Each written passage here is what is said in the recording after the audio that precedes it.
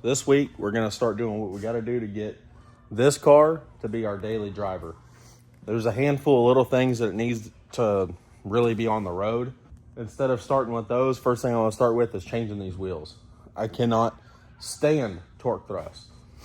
They look cool on certain cars, but the problem is, to me, they've become like I call them a sell me wheel.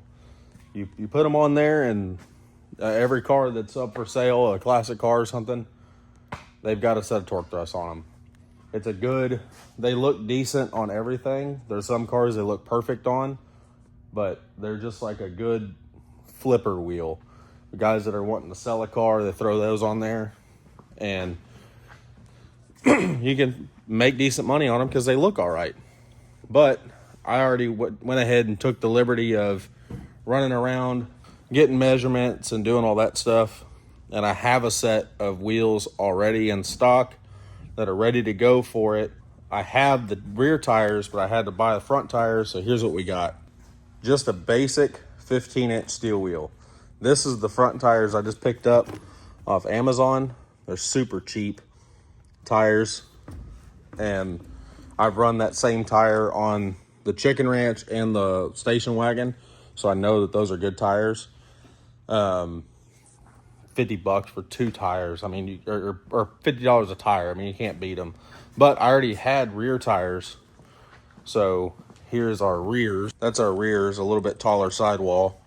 So I'll show you on the other side of the car because I had to do a little bit of work to kind of get these off. I just want to make sure they fit and how everything was going to look on those. That to me looks so much better than those wheels. Got the 56 Thunderbird caps on here, front and rear. You can see the tire staggered fitment. Now that those are on there, now the whole car's got to go down. It's still sitting like a monster truck. So that's going to be our next step. Instead of doing all the stuff to get it running good, what we really need to focus on is getting the stance set, because that's everything. So let me get these pulled off, the other ones pulled off. I've got to balance these tires still. And I think what we're going to do on the back, well, we'll look at that whenever we get there. But I've got an idea on something we're going to do in the back here. Because if you look, I mean, that's how far away the tire is from the outer skin of the car. So those might be in play. But we definitely have got to get the whole stance of the car down. So let's get it jacked up so we can start working on all that.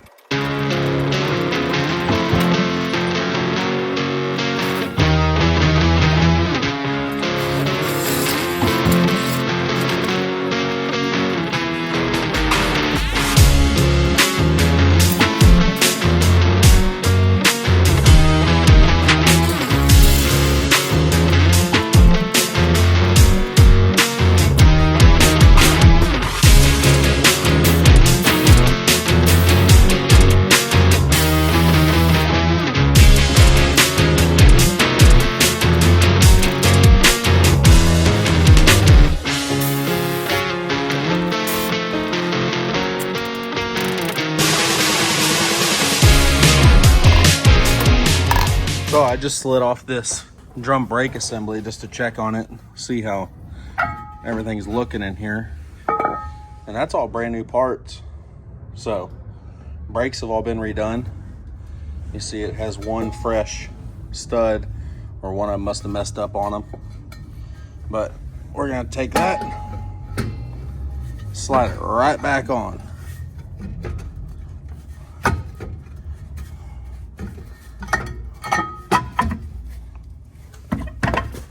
There we go. So brakes are good.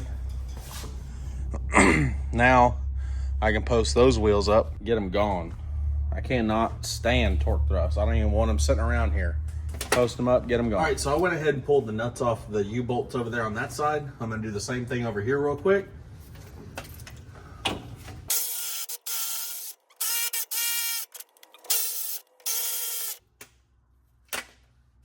There we go. Now let me get a hammer and I can tap these U-bolts out of here.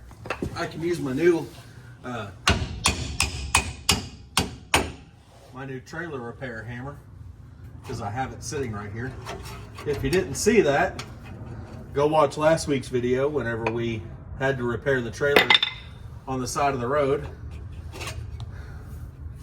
And I didn't have any tools with me, so I had to buy all brand new tools. There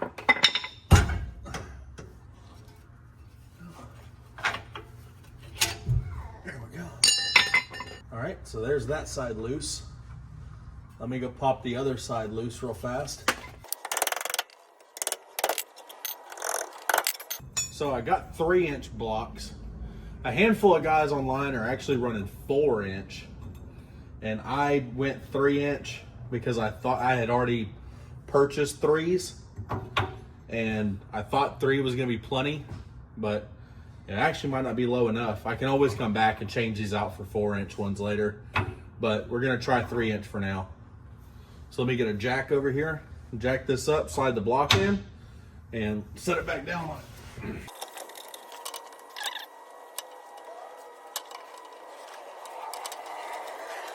Let me bore that out just a hair so that way the pin will slide in there easily.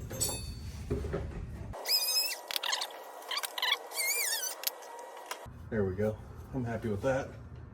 Now I'll just guide it while it's coming down. I just barely got the jack cracked open. There we go. There we go. That looks good. So now, go over to the other side, do the same thing, and then we just bolt all this back together using the new hardware.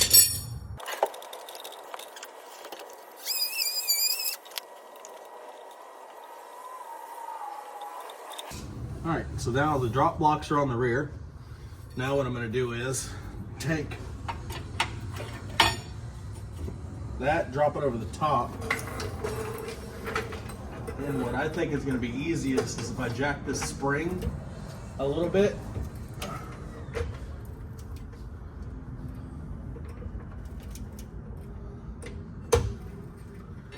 I'm not trying to jack the car up, I'm just trying to jack the spring a little bit.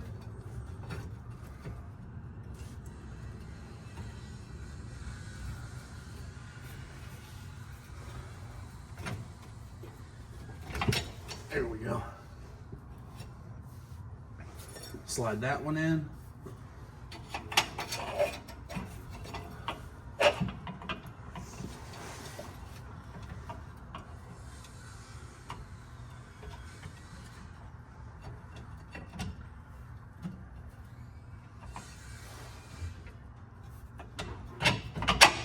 There we go.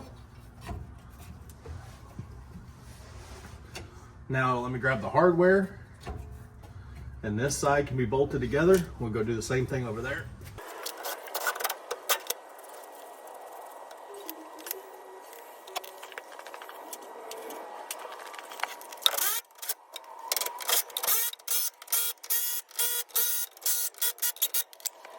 This side is a wrap. Go wrap up the other side.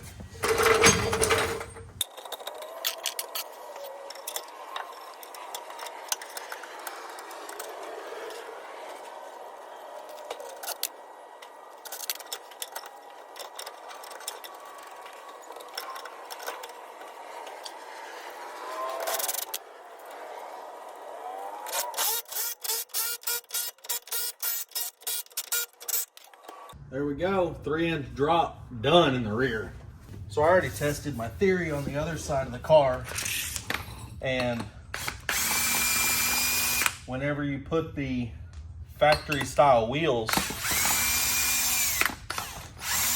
on the car between the face of the tire and the inner rocker or the inner wheel well in here, you've got 3 inches of space. So to fill that up without buying different offset wheels right now, I'm just gonna throw a 2-inch wheel spacer on here, and we'll do it like that temporarily. And everybody knows temporarily means it's gonna be on there until I get rid of the car.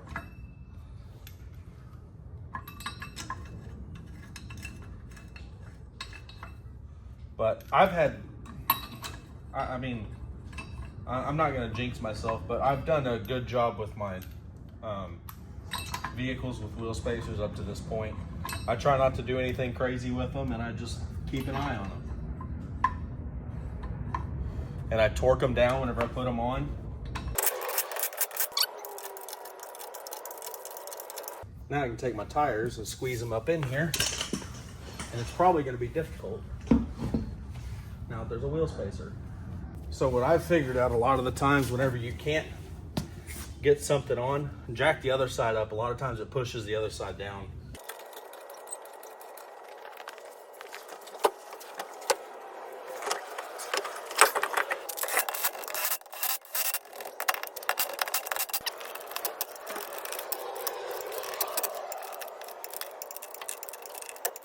Now I painted these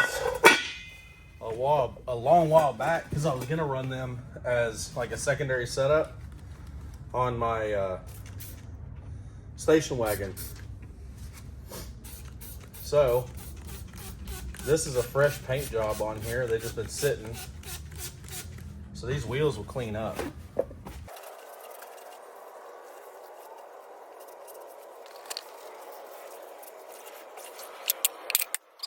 I was gonna wait till I did the front, but it's killing me. I gotta drop the car on the ground. I gotta see how it sits.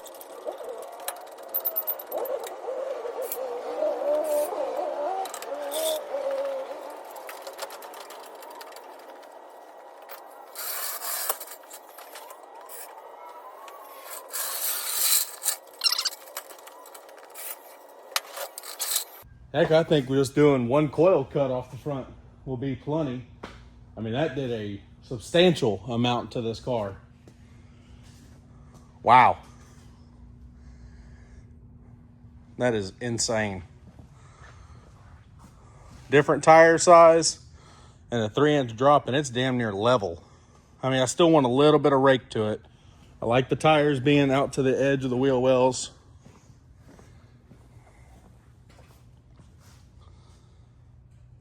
Wow. Looks good. Looks really good.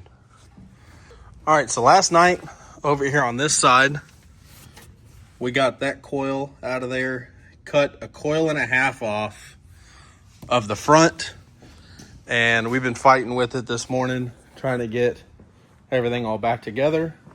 But I didn't film the first one because I wanted to see the process on how it was going to be. And hopefully this side goes smoother now that we know what we're doing, because yesterday fought me for a couple hours. So hopefully today will be a lot faster. Here's the coil and a half I cut off there. And I did not test to see if a coil and a half would be the right height. Upon looking at a lot of the cars on the internet at the height that they're sitting, it seems to be very common. There's one guy in particular on Instagram by the name of Texas Matt. Appreciate it. Thank you. He's helped me out with the ride height and what he's using on his. He has a Starliner, which is basically the same car but cooler. And he used 4-inch drop blocks for the rear. We used 3-inch. And he cut a coil and a half off the front. And he's running the same size 205 70/15 tire. And looking at his picture of where the tire lands, I'm really happy with the ride height, and it seems to match a lot of the other ones I'm seeing online. There's one mint colored Fairlane. I'll put a picture of it right here. Whenever the video on it, they were doing a for sale video. Whenever it was up on the lift, you could see it had 4-inch drop blocks in the rear. I don't know what they were running for the front, but I could see it was running 15-inch wheels, and you could see how much the front fender here is coming down to the lip of the wheel, and you could tell that it's very low, and they're driving that car around, and it was just buttery smooth. There's nothing that really hangs down low underneath this car. The exhaust and everything is all tucked up in the frame rails, so there's nothing to really catch or drag. Transmission and oil pan are all up higher than the frame rail, So I'm not really afraid of getting it super low because we're not really have much to catch on the road and big bumps and stuff like that. So let's just slam it down on the ground and see what happens. So over here, we're going to take this side apart. I'm going to pull the lower ball joint out. Once I get the lower ball joint broke loose, pull the shock out and disconnect the sway bar end link and drop the control arm down, pull the spring out, cut it, reassemble everything.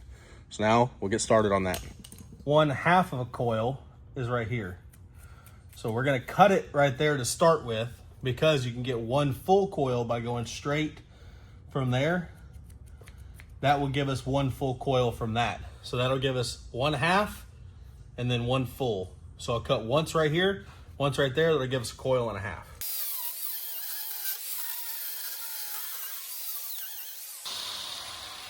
So there's our 1/2 coil.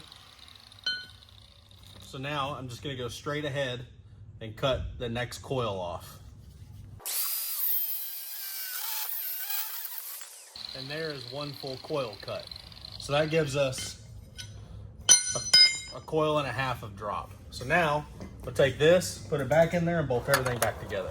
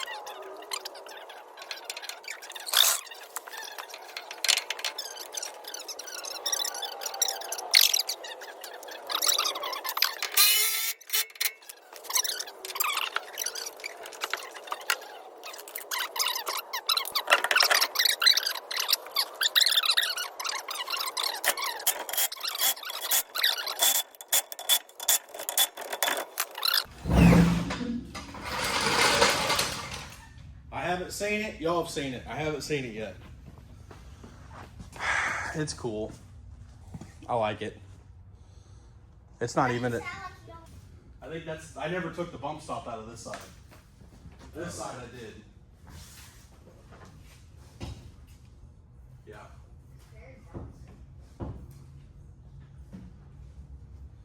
It probably could use a fresh set of shocks.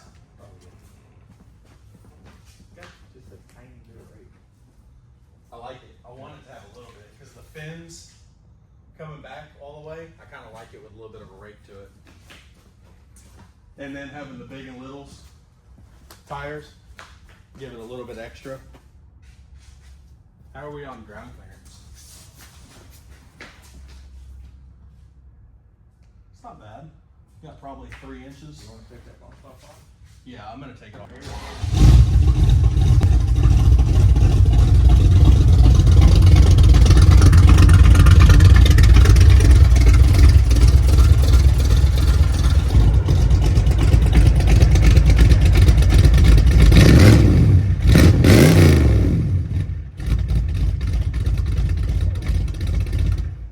I'm super happy with how it turned out on height. We did, where y'all at? Over here. The only thing I did figure out is we put 2-inch spacers on the back to bring the wheels out. I think we're gonna end up going with 1.5 inches. Because if you see on this tire, there's a lot of wear. The dirt and everything that's inside of that wheel well, it's rubbing on that tire. And all I did was pull it straight out. So I'll pull it straight back in and we'll get some 1.5 inch spacers. So that way it'll bring the tire in a little bit. But I don't want to take the spacers completely off because it still brings it out to the edge of the wheel well a little bit, brings it out, makes it look good. And I'm happy with that. I just need to get it away from the inner fender well a little bit. So next thing we're going to work on, now that we've got it, the stance set and the car looks super good, now let's get the water pump and everything taken care of on it. All right, so that's going to be it for this week. See you next week for all the extra stuff we get into.